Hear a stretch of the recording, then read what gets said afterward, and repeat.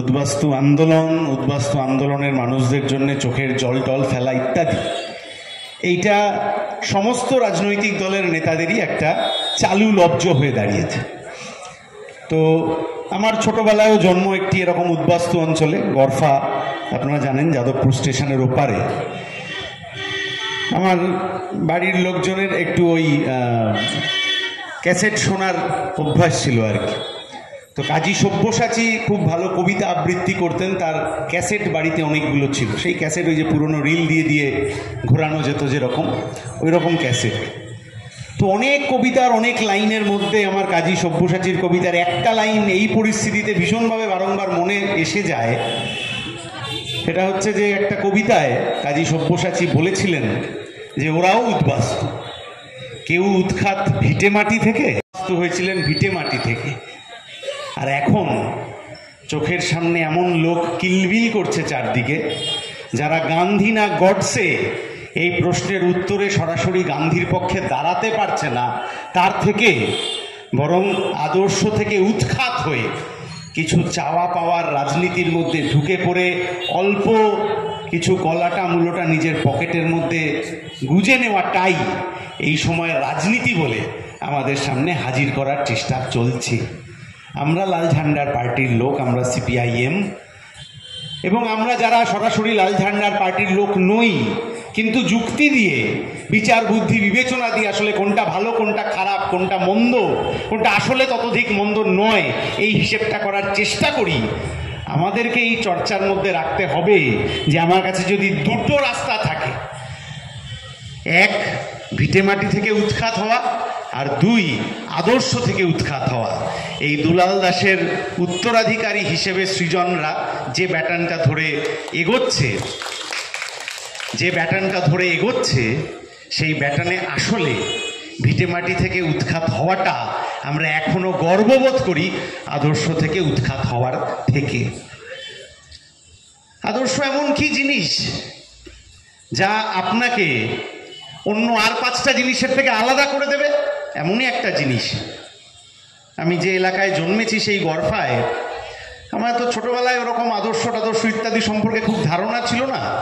পালবাজার মোড়ে একজনই ভদ্রলোক এরকম একটা টেবিল নিয়ে কুসংস্কার বিরোধী কিছু জিনিস আমাদেরকে রোজ দেখাতেন, সপ্তাহে 1 দিন 2 দিন করে, শনিবার রোববার করে। আমি তার নাম জানতাম না, কিন্তু ওই রাস্তায় যাতায়াতের পথে, বাবা মার হাত ধরে যাতায়াতের পথে বুঝেছিলাম যে ওই জেঠু বিজ্ঞান মঞ্চের সাথে যুক্ত, এবং চারিদিকে যাবতীয় কুসংস্কার আমাদের যা দেখানো হয়, লেবু কাটলে আসলে লেবুর মধ্যে থেকে রক্ত পড়ে কি পড়ে না, ওইটা আসলে ছুরিটার মধ্যে কি কেমিক্যালটা দিয়ে তবে লেবুটা কাটলে তার মধ্যে থেকে রক্ত পড়ে, এই যে কুসংস্কার বিরোধী লড়াই ছোট্টবেলা থেকে ওই পালবাজারের ওপর দিয়ে যাওয়া মানুষের মধ্যে চারিয়ে দেওয়ার চেষ্টাটা, এইটা আসলে আদর্শ। ওই কাকুর জেঠুর চারপাশে আরও 10টা লোক এসে আমি জুড়ে যেতে দেখিনি, কিন্তু কবে 10টা লোক এসে জুড়বে তার জন্যে জেঠু অপেক্ষা করেন। উনি ওনার লড়াইটাকে আরও 100,000 লোকের মধ্যে চালিয়ে দেওয়ার চেষ্টা করেছিলেন। কিন্তু এখন কি তাই দেখছি? না, এখন দেখছি যে এখন সংখ্যার বিচার হয়, মিডিয়া টিডিয়া ইত্যাদি এখন ভোটের আগে সংখ্যার বিচার করতে থাকে। কি হলো আপনাদের এবারের নির্বাচনে, কি হবে পরের বারে, কি হবে, এইটা হবে না ওইটা হবে, ইত্যাদি নানান চর্চা হতে থাকে। আচ্ছা, এই মিডিয়ার লোকেদের কাছে খবর ছিল না যে সন্দেশখালিতে কি হয়? যে মিডিয়া সব খবর জানে, যে মিডিয়া সবসময় সবার আগে আমাদের কাছে ব্রেকিং নিউজ পৌঁছে দেওয়ার জন্যে আপ্রাণ চেষ্টা করতে থাকে, সেই মিডিয়ার লোকেদের কাছে খবর ছিল না হাথরাসে কি হচ্ছে, উন্নাওতে কি হচ্ছে, আখলাক কেন খুন হলো, সেই মিডিয়ার কাছে খবর ছিল না? ছিল। কিন্তু তাহলেও সেই মিডিয়া আমাদেরকে নির্ভয়ে সেই খবর জানাতে পারেনি। কেন কোনো একটা মিডিয়ায় ওই যে কি সব সমীক্ষা, ওটা তো বুথ ফেরত না, এখন তো বুথ ফেরত হয়নি, নির্বাচনের আগের কোনো একটা সমীক্ষা দেখিয়ে ফেলে সংখ্যার হিসেব 42টা আসনের 3টে ভাগ টাগ করে দেওয়ার পরেও আবার আর 6টা আসনে এলা খেলা ঘুরিয়ে দিতে পারে, ওরা স্টিয়ারিং ঘুরিয়ে দিতে পারে, এই ধরনের চর্চা করতে হচ্ছে কেন? কেউ তো ওদের কানের কাছে ফিসফিস করে কিছু বলে দেয়নি, না বলে দিতে হয় না। আসলে যে রোদের তাপটা সকালবেলা রাস্তায় বেরিয়ে আমি আপনি উপলব্ধি করেছি, যে মাটি থেকে ওঠার তাপটা সন্ধেবেলা আমি আপনি সভায় বসে উপলব্ধি করছি, আমরা উপলব্ধি করতে পারছি কারণ আমরা রাস্তায় আছি। যারা এসি ঘরের মধ্যে বসে রয়েছেন তারা উপলব্ধি করতে পারছেন না। কিন্তু কখনো না কখনো ঘরের দরজা খুললে বোঝা যাচ্ছে যে শুধুমাত্র ওই দেশের সরকার আর রাজ্যের সরকারের মধ্যে লড়াই চালিয়ে দেওয়ার চেষ্টাটা সর্বাংশে সফল হচ্ছে না। এই যে শহীদ কমরেডের স্মরণ সভায় আমরা উপস্থিত হয়েছি, সেই কমরেড নিশ্চিতভাবে আর 5 জন মানুষের মতো একজন মানুষ ছিলেন যিনি কিছু মানুষকে ভালোবাসতেন আর কিছু মানুষকে ঘৃণা করতেন। ঘৃণা করতেন কেন? ব্যক্তি অপছন্দ বলে না, নীতি আদর্শহীনতা এরকম কিছু মানুষকে আসলে আমাদের ঘেন্না করতে শেখায়। কাদের নীতি আদর্শহীনতার কথা বলবো? আমরা বামপন্থী রাজনীতি করি, 2006 সালে করেছি, 11তে করেছি, 24-এ করেছি, 2030-এও করব। ঘাত প্রতিঘাত আসবে, লড়াই হবে, ঝড় উল্টো দিকে বইবে, অসুবিধার কিছু নেই তো। আমার নীতি, আমার আদর্শ, মানুষের জন্য কাজ করা না করা, এইটার উপর নির্ভর করবে যে আমি এই লড়াইতে টিকে থাকতে পারছি কি না। যেরকম দুলাল দাসরা টিকে থাকতে পেরেছিলেন, শেষ মুহূর্ত অবধি যখন বুঝতে পারছেন যে আর কিছু হওয়ার নয়, এই সিআরপিএফ এর বন্দুকের সামনে সবচেয়ে সহজ কাজ ছিল 2টো হাত তুলে দেওয়া, যে আমি সারেন্ডার করছি, আমাকে ছেড়ে দিন, যেরকম সাভারকার করেছিলেন। সাভারকারও জেলে ছিলেন, তো সেলুলার জেলে বন্দী হয়েছিলেন, কিন্তু এই জেলের জীবন তিনি বেশি দিন সহ্য করতে পারেননি। বিলাস ফ্যাশনে থাকা মানুষ ওই সব সহ্য হয়নি। 6বার চিঠি লিখেছিলেন ব্রিটিশ সরকারকে যে দোহাই আমাকে মুক্তি দেওয়া হোক, আমি সারা জীবন ব্রিটিশ সাম্রাজ্যবাদ যে কত ভালো এটা মানুষকে বোঝানোর চেষ্টা করে যাব। এখানেই সাভারকারের উত্তরসূরিদের সাথে দুলাল দাসের উত্তরসূরিদের তফাৎ। আসলে যে হাতটা তুলে দেওয়ার কথা ছিল, ওই হাতে মুষ্টিবদ্ধ করে তখনও ওই কুপনটা, ওই হ্যান্ডবিলটা, ওই লিফলেটটা, ওই আদর্শের মশালটা ধরে রাখতে পেরেছিলেন, যে আদর্শের মশালটা এই সময়ের প্রজন্মের ব্যাটন বদলে গিয়ে এখন সৃজনদের হাতে পৌঁছেছে। আর সাভারকারের উত্তরসূরিরা রাস্তায় ঘুরে বেড়াচ্ছেন, কে নাগরিক আর কে নাগরিক নয়, কাকে কিভাবে ভয় দেখিয়ে লুট করে নেওয়া যায় তার জন্যে নানান কথা হচ্ছে। এখন বলছেন দলিত আদিবাসী মানুষদের ভালো রাখার চেষ্টা করতে হবে ইত্যাদি ইত্যাদি। আমরা দেখলাম কিছুদিন আগে এক বিজেপির নেতা, যার জন্মটা আসলে আমরা এখন যে ভারতবর্ষে বাস করি সেই ভারতবর্ষে নয়, পাকিস্তানে তার জন্ম।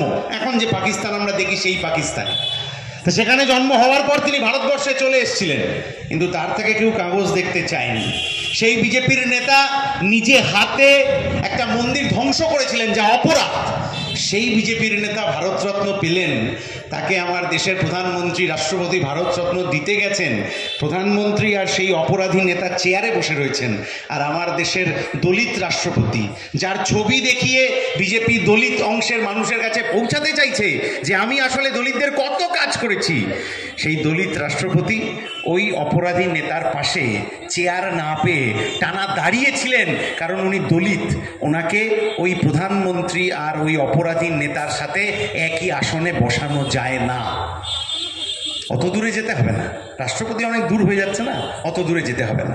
2019 সালে অমিত শাহ তখন গন্ধ বুঝে গেছেন, মোটামুটি মমতা ব্যানার্জির সাথে সেটিংও হয়ে গেছে, কে কটা পাবে না পাবে মোটামুটি একটা কথা হয়ে গেছে। সেই 2019 সালে এসে অমিত শাহ পশ্চিমবাংলার যে গরিব মানুষের বাড়িতে কাঁসার থালা এবং ওই কাঁসার গ্লাসে বসে ভাত তরকারি ইত্যাদি খেয়েছিলেন, 5 স্টার হোটেল থেকে আনা ভাত তরকারি আর মিনারেল ওয়াটার, 5 বছর পর সেই দলিত পরিবারের কাছে বিজেপির কোনো নেতা এবছর নির্বাচনের আগে খোঁজ নিতে যাননি। ফলে দলিত মানুষদের জন্য, পিছিয়ে পড়া মানুষদের জন্য লড়াই ওটা বিজেপি মুখে করবে, মুখে। আর যদি নাগরিকত্ব দেওয়ার প্রশ্ন হয়, এই এলাকার মানুষের কাছে আমার খুব বেশি বলা সাজে না, কারণ আপনারা নিজের জীবনের অভিজ্ঞতা দিয়ে দেখেছে। আমি কলোনিতে জন্মেছি ঠিকই, কিন্তু আমি যখন জন্মেছি মোটামুটি 85 সালে আমি জন্মেছি, তখন কলোনির চরিত্র ওই 47, 50, 55 তুলনায় অনেক বদলে গিয়েছে। কিন্তু ওই 47-এ আমার ঠাকুমা ঠাকুরদারা যখন ওখানে ছিলেন, ওই হোগলা পাতার ঘর, তার মধ্যে কোনো মতে ওই একটা মাটির হাড়ির মধ্যে এই কোনার দিকটা একটু ফাঁকা থাকতো, ওখানে ওই পাটকাঠি গুজে ভাত সেদ্ধ করার চেষ্টা, তার মধ্যে শিয়াল ঢুকে পড়লে ওই ভাতটা ওই দিনের মতো চলে গেল ওই লড়াইয়ের সময়। প্রতিদিন যখন একটু একটু করে একটা হোগলা পাতার ঘরে 10টা লোক মিলে এসে বেঁচে থাকার লড়াই করতে হচ্ছে, তখন কোথায় ছিলেন এই তৃণমূল বিজেপির নেতারা? কোথায় ছিলেন? থাকার কথা নয় তো।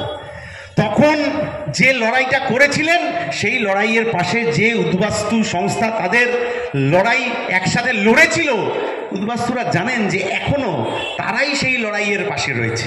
কাগজ কে হিসেব করেছিল? কাগজ যখন নিজের লড়াইটা নিজেকে লড়ে নিতে হচ্ছিল এই রাস্তায় দাঁড়িয়ে, এই এলাকার মানুষজন দুটো খুদ সেদ্ধ করে খাওয়া থেকে আরম্ভ করে কোথাও একটা কাজের সুযোগের জন্য গোটা কলকাতা অলিগলি চষে বেড়ানো, তখন কোথায় ছিলেন এই ভদ্রলোকেরা যারা আজকে আমাকে, আমার আগের প্রজন্মকে, আমার বাবা মাকে কাগজ দেখানোর জন্য তদবির করছিলেন? কোথায় ছিলেন? আর যদি এপারে আসা কি ওপারে যাওয়ার গল্প বলতে হয়, তৃণমূল বিজেপির নেতাদের জেনে রাখা ভালো যে বাংলা এবং পাঞ্জাব মিলে 1,75,00,000 মানুষ যারা এখন যে ভারতবর্ষে থাকি সেই ভারতবর্ষে ঢুকেছিলেন, 1,72,00,000 মানুষ চলে গেছিলেন এখন যে ভারতবর্ষে থাকি সেই ভারতবর্ষ থেকে অন্য দুটো দেশে, এখনকার দুটো দেশে। কে হিসেব রেখেছিল 1,75,00,000 মানুষের ধর্ম, জাত, পেশা? কে হিসেব রেখেছিল? কেউ রাখেনি। 1100 দিন ধরে যে ছেলে মেয়েগুলো ধর্মতলার রাস্তায় বসে রয়েছে রোদ, ঝড়, জল, বৃষ্টি উপেক্ষা করে, কে হিসেব রেখেছিল তাদের জাত, তাদের ধর্ম, তাদের পেশা? কে হিসেব রেখেছিল? রাখেনি তো। এই যে আনিস খানকে যখন এরকম দোতলার বারান্দা থেকে ফেলে খুন করে দেওয়া হলো, যে দুটো সিভিক পুলিশকে আসলে বলির পাঠা করা হলো পুলিশ প্রশাসনের পক্ষ থেকে, ওই দুটো সিভিক পুলিশের জাত, ধর্ম আপনি হিসেব করেছেন কখনো? কারুর করার কথা না, করার কথা নয়।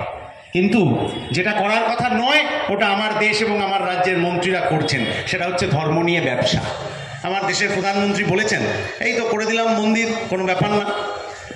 আমার রাজ্যের মুখ্যমন্ত্রী বলেছেন যে হ্যাঁ আমিও একটা করে দেবো। দীঘায় না কোথায় জমি টমি ইত্যাদি কেনাকাটা চলছে, সেই নিয়ে কিছু মানুষ বলার চেষ্টা করছেন যে আরে ওরা তো করছে কিছু না কিছু, তোমরা কি করছো? তোমরা লাল ঝান্ডা, তোমরা কি করছো? আমরা বলছি মন্দির মসজিদ তো হয়েই যাবে। যখন এই ভদ্রলোক প্রধানমন্ত্রী ছিলেন না তখন পাড়ায় মন্দির হতে আটকায়নি, যখন এই ভদ্রমহিলা মুখ্যমন্ত্রী ছিলেন না পাড়ায় মসজিদ হতে আটকায়নি, কিন্তু আটকায় আসলে পাড়ায় একটা কারখানা তৈরি হতে, আটকায় আসলে একটা 4টে লোক কাজ করার মতো সংস্থা তৈরি হতে। এই লাল ঝান্ডা যখন সরকারের ছিল 2011 সালে চলে যায়, তখন কোচবিহারের চকচকায় জুট পার্ক হওয়ার জন্য জমি রাখা ছিল, শিলিগুড়িতে ভিডিওকনের কারখানা হবে বলে জমি রাখা ছিল, রায়গঞ্জে এমসের জমি রাখা ছিল, বালুরঘাটে খাদ্য প্রক্রিয়াকরণ শিল্পের জমি রাখা ছিল, রঘুনাথপুরে ইস্পাত কারখানা, শালবনীতে জিন্দালদের কারখানা, কাটোয়ায় তাপবিদ্যুৎ কেন্দ্র, আর এই বানতলায় ভাঙড়ে যাওয়ার পথে বানতলায় আইটি ইন্ডাস্ট্রি নতুন করে আসবে বলে জমি রাখা ছিল।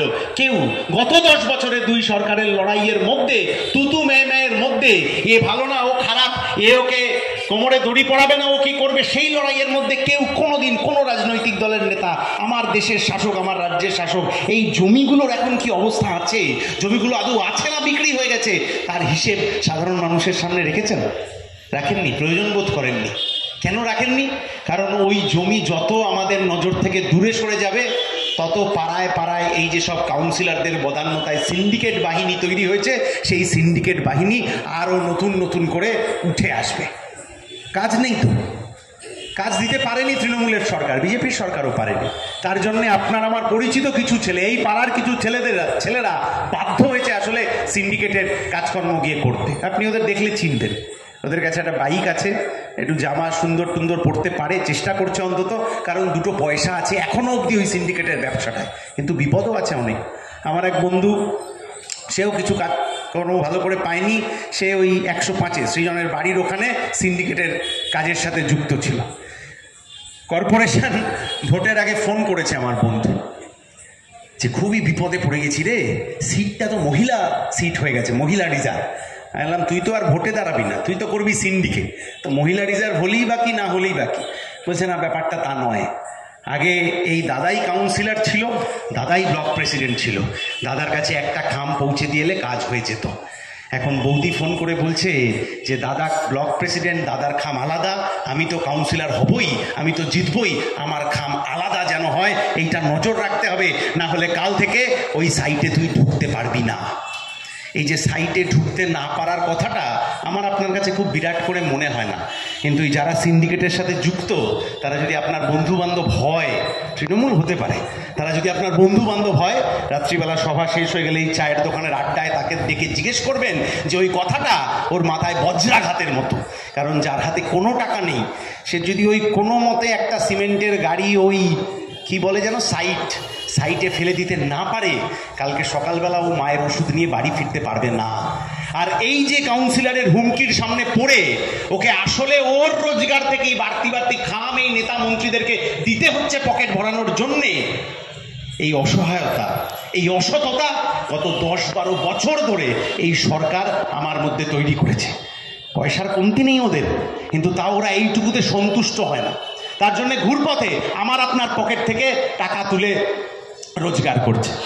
আপনার ওই যে মেট্রো ডেয়ারির দুধ আপনারা কেনেন, ওই মেট্রো ডেয়ারির দুধ কি কেভেন্টার্সের দুধ গত 3 বছরে যা দাম বেড়েছে, ওই দামের একটা অংশ ঘুরে গিয়ে ওই ইলেকটোরাল বন্ডে তৃণমূলের কাছে জমা হয়েছে। এই কথাটা কী করে জানলাম? এই কথাটা জানলাম কিন্তু ওই লিস্ট বেরোনোর আগে। ওই কেভেন্টার্স কোম্পানির এক কোন বড় কর্তা 2020 সালের করোনার সেই ভয়ঙ্কর সময়ে ওখানে জুম কলে ওদের ওই অ্যানুয়াল জেনারেল মিটিং হচ্ছিল, তিনি জুম কলে বলতে ওই কথাটা বলে দিয়েছেন যে আমাদের রাজ্যের শাসক দলকে তো এত টাকা দিতে হচ্ছে। তখনও কথাটায় কেউ অতটা নজর দেয়নি যে এত টাকা দিতে হচ্ছে মানে কী ব্যাপার।